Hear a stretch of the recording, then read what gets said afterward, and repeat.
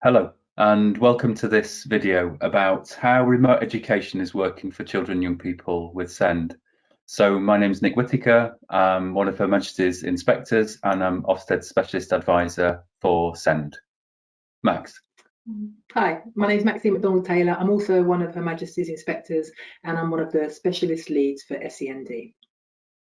Okay, so let's make a start. As part of the remote education research we published in January, we conducted a YouGov survey that found 59% of parents of a child with SEND said that their son or daughter had disengaged with remote education, compared to 39% of parents of children without additional needs. The survey also found that school leaders are concerned that the learning gaps may be greater for children with SEND, and that school leaders are worried that the negative social and emotional impact of the disruption to education will be more severe for them. Fewer than half, 46%, of the teachers surveyed said that their school offered additional remote learning arrangements for pupils with SEND. We've been meeting with area leaders, education, health and care providers and practitioners, as well as representatives from parent and carer organisations throughout the pandemic. Recently, we've been hearing that people from these groups would like to know more about how remote education is working for children and young people with SEND. So in this video, we're going to share some of what we've learned about how remote education is working. We'd also like to take a look forward and explore how some of these things might influence future practice. We want to highlight aspects of remote education that we hope will be most helpful to focus on for those working with children and young people with SEND. We've used a range of sources to inform this work. We reviewed the guidance from the Department of Education to examine the offer of education children and young people with SEND should be receiving.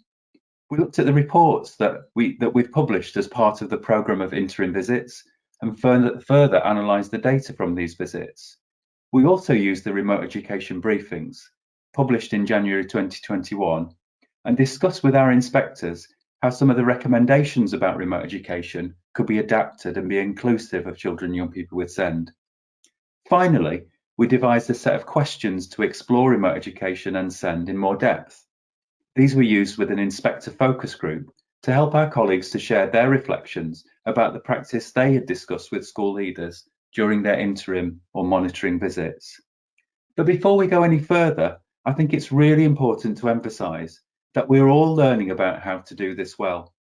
Our understanding of how to do this well is developing all the time. This is a complicated challenge for all pupils, for parents and carers, and for providers. So we're not trying to provide a final answer. We're hoping to provide some space for reflection on the learning that's happened and what is currently seen as good practice. Those watching this video can also access the remote education report to get more detail about our research. Here's a high-level definition of remote education, but the January briefing has much more information. We want to highlight 4 points. First, remote education is a vehicle for delivering a high-quality curriculum. The purpose of the education remains the same, and that is for pupils to understand, remember, and apply the knowledge they're taught in the curriculum. Second, remote education does not necessarily mean it is delivered digitally through online lessons.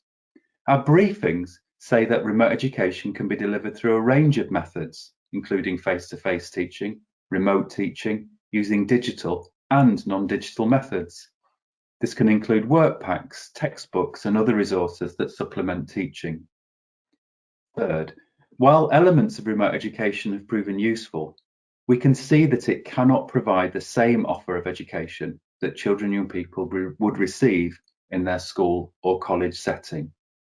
However, remote education may be something we see more of in the future, so it's important to learn how to do it well for all children and young people, but especially for those with SEND, who may be more vulnerable to the impact of disruption in their education. In this video, we'll explore how remote education has been working for children and young people with SEND. And we've explored these practices by asking, what are young people with SEND learning? How is this being taught? How is their progress being assessed? The expectations for education during the pandemic have been set out by the Department for Education. A broad and balanced curriculum for pupils with SEND is one of the expectations on education settings. The guidance also specifies that schools should work collaboratively with families, putting in place reasonable adjustments as necessary so that pupils with SEND can successfully access remote education alongside their peers. This is with the recognition that some pupils with SEND may not be able to access remote education without adult support. Therefore, the expectation is for schools to work with families to deliver an ambitious curriculum that is appropriate to the pupil's level of need. So what's worked well in providing remote education for children and young people with SEND? Curriculum content, the important decisions leaders make about what children and young people need to learn, continues to be important. As always, the curriculum they experience should be planned and sequenced so that new knowledge and skills build on what has been taught before, as well as towards clearly defined endpoints. This is particularly important for children and young people with SEND, especially in the current context where there are likely to be fewer opportunities for learning with a teacher in a classroom. We found that some providers have offered as close to their usual curriculum as possible. Other providers have focused much more on the social and emotional aspects of learning, or what they've described as a recovery curriculum, with a focus on teaching well-being, fitness, and life skills. Careful selection and sequencing of curriculum content when education has been disrupted means really focusing on the most important things for children and young people with SEND to learn, as well as what is the best way to teach this content so that children and young people can remember and use the knowledge they're acquiring confidently and well. We've seen that in some cases, remote education has provided opportunities for children and young people to work on specific objectives and targets in their EHC and SEND support plans. Learning at home and in the local community can help pupils to transfer and generalise important knowledge and skills in meaningful and functional ways. Children and young people with SEND have benefited from being taught the code of online learning that helps them with engaging and interacting online, being able to put their virtual hand up, to mute and unmute, and to contribute to virtual lessons can be the difference between being a passive recipient and an active participant. Attending doesn't mean engaging, and engaging doesn't necessarily lead to learning. Next, we'll look at how teaching practices have been adapted for children and young people with SEND during the pandemic.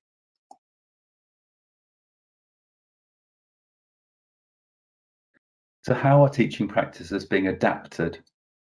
We found that children and young people with SEND can really benefit from structure and routine.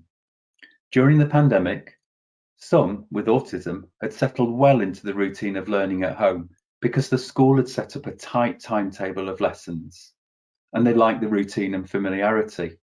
Shorter, more frequent lessons, which organised learning in bite-sized chunks, seem to work well for some children and young people with SEND. This allows them to revisit content, for example, by watching sequences again. Follow-up one-to-one sessions with teachers or teaching assistants can then be used to pick up on topics that they found more difficult to learn. Some children and young people with SEND have been accessing pre-recorded lessons or work packs. This has allowed them to learn at their own pace, and in some cases revisit the learning, then contact the teacher separately to ask questions.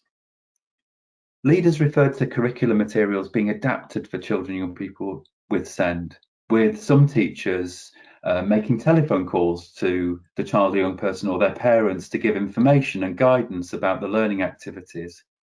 Clear guidance about the intended learning and what the child or young person has to do is important so that the adult can support their child's learning when they're being educated remotely. The role of support staff. The availability of teaching assistants, TAs, or learning support assistants to support learning activities has also had a significant impact on remote education for children and young people with SEND. In many cases, TAs have maintained their supporting role during the pandemic. For example, some pupils within EHCP had been allocated a TA as a key worker who called the child or young person every day to check they were able to access the work and to provide support. TAs have been providing support in a range of ways, on a one-to-one basis, in breakout rooms, or in managing the chat in online lessons. Support staff have also played a role in organising social activities, such as virtual music clubs or supported social calls on Zoom. Frequent dialogue with parents and carers, as well as with children and young people with SEND during this time, is vitally important. And support staff have played a crucial role in this ongoing communication with pupils' homes. They've provided a point of contact for the children and young people with SEND via email, phone calls, or instant messaging. So let's think about assessment and this important question: has the curriculum been taught? Our definition of progress is knowing more, remembering more, and being able to do more. Identifying the most crucial curriculum content children and young people need to learn has to be the first and most important step. This is because it's the knowledge of this content which should be assessed. Without determining what should be learnt, it's difficult to know whether or not the teaching of it is successful. We know that it's important to assess what pupils are learning, so how is assessment working? Many providers described assessment as a work in progress. Feedback and assessment are especially important for children and young people with SEND. This is harder when they're learning remotely, and we found that some schools were assessing what has or hasn't been done rather than what children and young people have learned. In mainstream schools, low stakes assessments are being used, like quizzes, multiple choice questions, or chat boxes and polls. And these activities can give a basic indication of what children and young people have learnt. Providers have found one-to-one conversations with the child or young person and their parent or carer a useful tool for assessing progress. Where outcomes or targets from learning and support plans for individuals have been shared with parents, some schools have discussed ways that parents can carry out activities and share evidence of progress towards these. This includes giving ideas of how this could be done, such as photographs or videos, and support to do this. Multi-agency support. The team around a child or young person with SEND is vitally important if their specific needs are to be met. Maintaining therapeutic input has been a challenge throughout the pandemic, and these professionals have needed to be creative in trying to ensure provision can continue. Therapists are adapting their practice successfully, including through the use of online technologies to support parents and carers, as well as children and young people. Providing the resources and support children and young people with SEND need to communicate is very important. This includes ensuring that different types of AAC, augmentative and alternative communication, are available and ready for children and young people to use.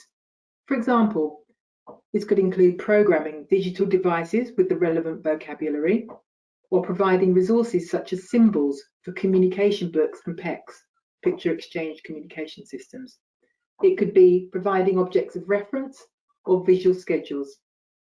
Some external agencies, such as speech and language therapy, have conducted assessments via virtual appointments.